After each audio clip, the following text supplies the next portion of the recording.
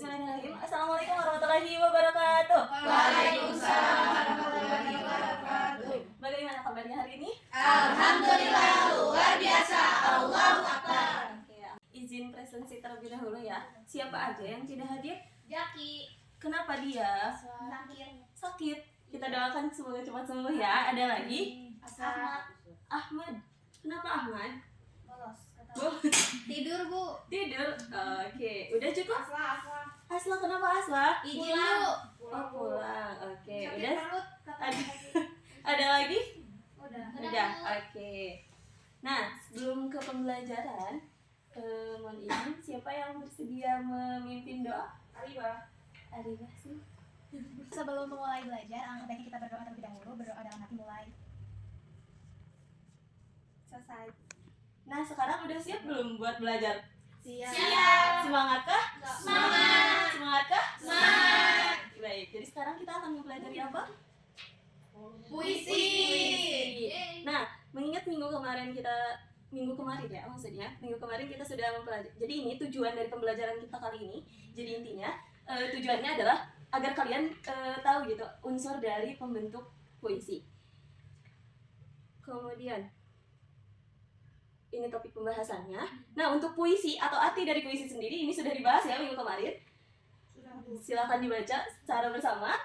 Puisi merupakan karya sastra yang mengungkapkan perasaan dan pikiran penulis dengan bahasa yang indah, singkat, dan padat.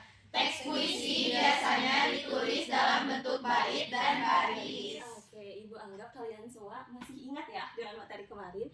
Ini juga ada jenis puisi yang sama-sama kita udah bahas kemarin.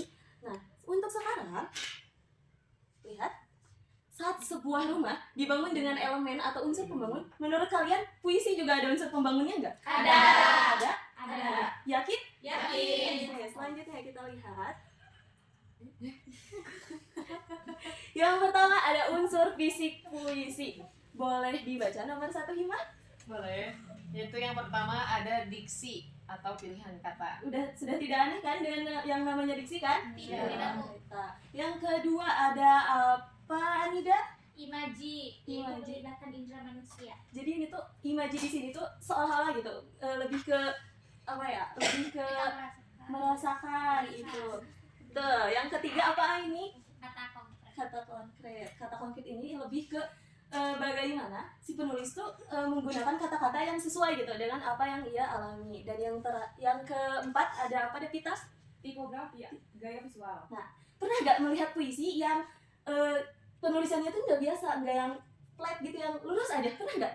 Nah, itu yang disebut dengan tipografi. Dan yang terakhir ini ada Majas. Majas mungkin untuk hiperbola, personifikasi, dan similai kalian sudah tidak aneh ya, sudah tidak asing. Dan Ibu harap itu tidak menjadi penunjang untuk kalian nanti membuat sebuah puisi. Nah, yang kedua ada unsur batin. Tolong dibacakan nomor pertama, Rita. Nomor pertama ada tema atau gagasan pokok. Kalau kalian belajar bahasa Indonesia, itu dalam apapun, dalam tema apapun pasti ada tema, betul? Betul.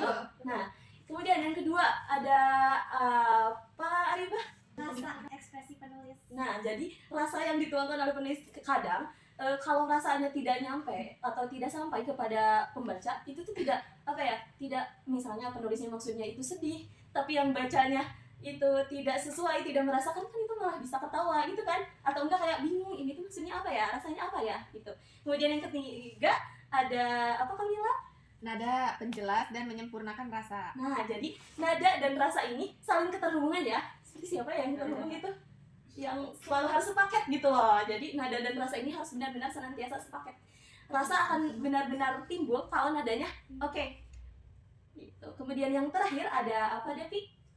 Ada amanat, yaitu pesan yang tersirat maupun tersurat dalam puisi. Nah, udah nggak asing ya tentang amanat ya? Aman?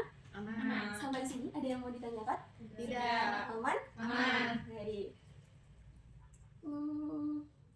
Ini ada salah satu puisi karya Khairil Anwar, mungkin kalian sudah tidak asing ya, kalian bisa baca.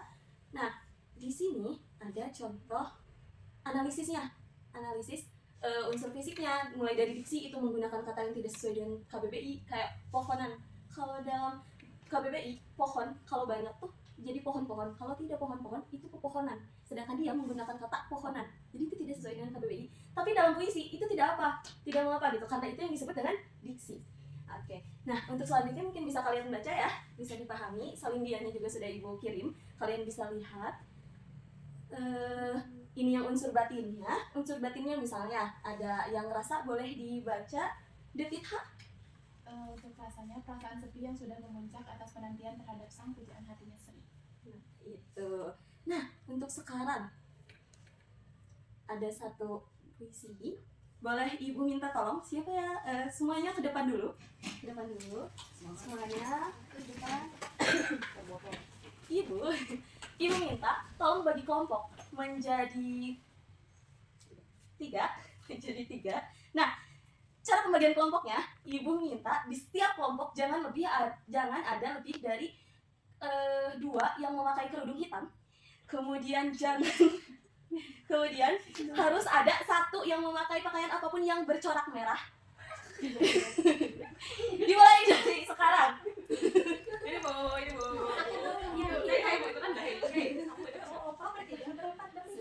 Berarti ini ada yang bertiga ya. Ini ada yang bertiga ya. Itu ibu ada yang berdua kerudung itu. Jangan lebih dari. Jangan lebih dari. Oke, baik. Ada corak merah? Ada. Ada corak merah? Ada. Ada corak Ada. merah? Oke, hitamnya aman? Aman. Baik, sekarang pura-pura dulu. Oke, Ibu jelaskan dulu teknisnya. Di depan ini ada tadi unsur-unsur, ada unsur fisik, ada unsur batin.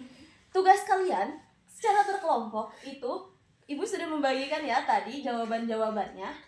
Dan itu berbentuk kotak-kotak sama seperti di depan. Kalian tugasnya yaitu menyocokkan. Tapi sebelum menyocokkan, Ibu mau setiap orang itu memegang 2 kertas. Sudah memegang? Nah, tolong berbaris. Siap? Tolong mundur. Nah, ini batasnya ini. Nah, baik. Langsung ditempel aja ya yang menurut kalian. Oh, ini diksi nih. Siap, Bu. Oke bu. Oh, ini diksi nih. Oh, ini apa sih? Ini tema nih. Oke. Dan ini bintangnya atau nilainya itu berpengaruh kepada kelompok dan juga individu. Siap? Siap, Bu. Come on, 3, 2, 1.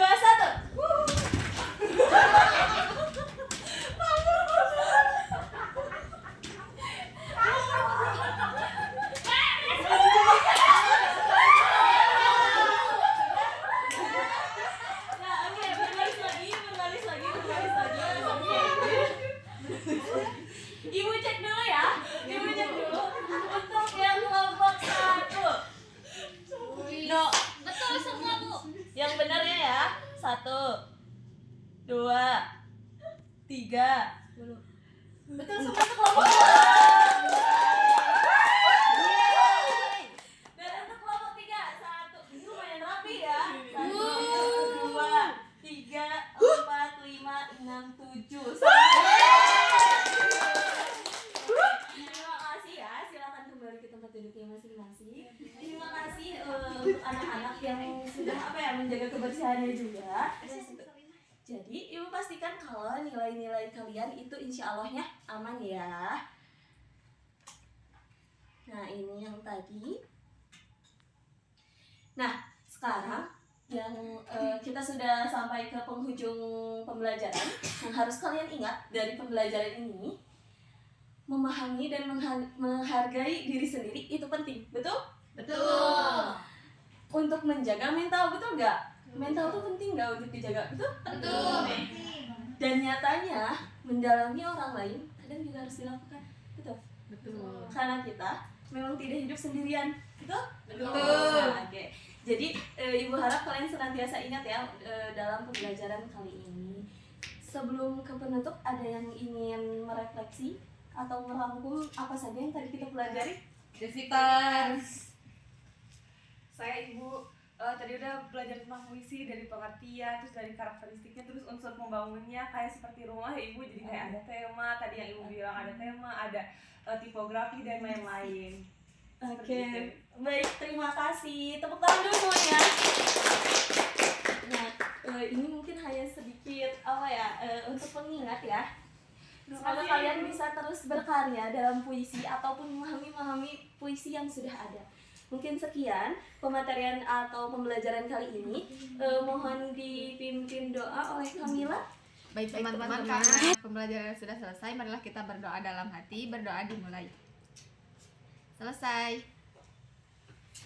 Oke, terima kasih. Wassalamualaikum warahmatullahi wabarakatuh. Waalaikumsalam.